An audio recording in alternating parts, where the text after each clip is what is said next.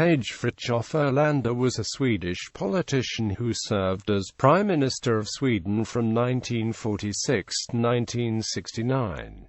He was the leader of the Swedish Social Democratic Party and led the government for an uninterrupted tenure of 23 years, one of the longest in any democracy. This led to Erlander being known as Sweden's longest prime minister, referring to both his physical stature 192 centimeters, or 6 feet and 4 inches, and tenure, ascending to the World War II coalition government in 1944.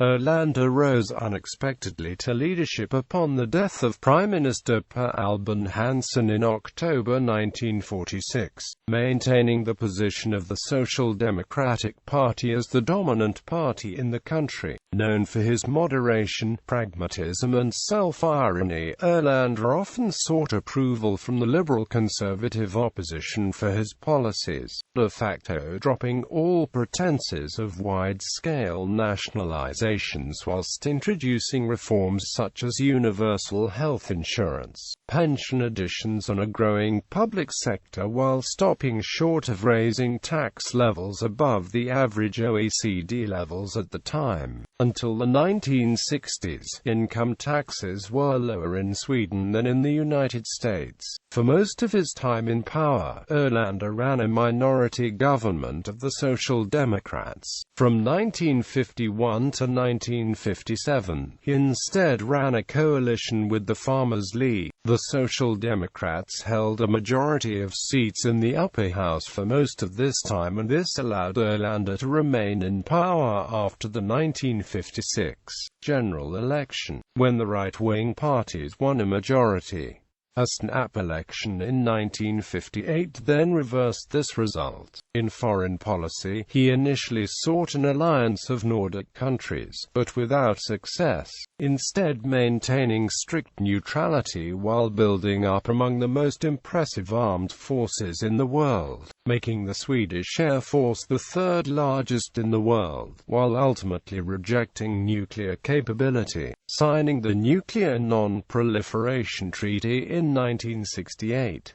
Erlander's mandate coincided with the post-World War II economic expansion in Sweden known as the record years, in which Sweden saw its economy grow to one of the 10 strongest in the world, and subsequently joined the G10. In the 1968 general election, he won his 7th and most successful victory, with the Social Democrats winning an absolute majority of the popular vote and seats in the lower chamber. Erlander resigned the following year during a process of major constitutional reform and was succeeded by his longtime protege and friend Olof Palme. Biography. He was born in Ransäter, Värmland County, as the son of schoolteacher Erik Gustaf Erlander. His father had originally had the surname of Andersson, but he had changed that to Erlander after his father, who had the first name of Erland. His mother was Alma and Eqt Nielsen. On his grandmother's side, Erlander had ancestry from the Forest Finns, who migrated to Värmland from the Finnish province of Savonia in the 17th century. As a student at Lund University, he was heavily involved in student politics and met many radical students. He graduated in political science and economics in 1928. From 1928 till 1929 he completed his compulsory military service in the Signals Corps and eventually went on to become a reserve lieutenant. Erlander was a member of the editorial staff of the Encyclopedia Svenska Förlagsbok from 1929 to 1938. Erlander was elected to the Municipal Council in Lund in 1930 and became a Member of Parliament in 1932, and was appointed a State Secretary at the Ministry of Social Affairs in 1938. As State Secretary at the Ministry of Social Affairs, Erlander was one of the most senior officials responsible for the establishment of internment camps in Sweden during World War II. In the camps, which were kept secret to the Swedish public, people from various ethnic minorities as well as political dissidents were interned, particularly Communists and Soviet Union sympathizers. In 1942, State Secretary Erlander, together with then Minister for Social Affairs Gustav Möller, initiated a nationwide registration of the Swedish Travers, a branch of the Romani people that has been resident in Sweden for 500 years. The purpose of the registration was, according to a newspaper article, to make the base for radical measures against this bottom layer of the Swedish population. In Norway, similar lists were established that were handed over to the Nazis during the German occupation of Norway. Premiership. Erlander ascended to the cabinet in 1944 as minister without portfolio, a post he held to the next year, when he became Minister for Education. When Prime Minister Per Albin Hansson suddenly died in 1946, Erlander unexpectedly was chosen as the successor and subsequently also as the leader of the party, retaining the positions of the Social Democrats from a potent liberal opposition under Bertil Ohlin in his first election. He later formed a coalition with the Farmers' League between 1951 and 1957.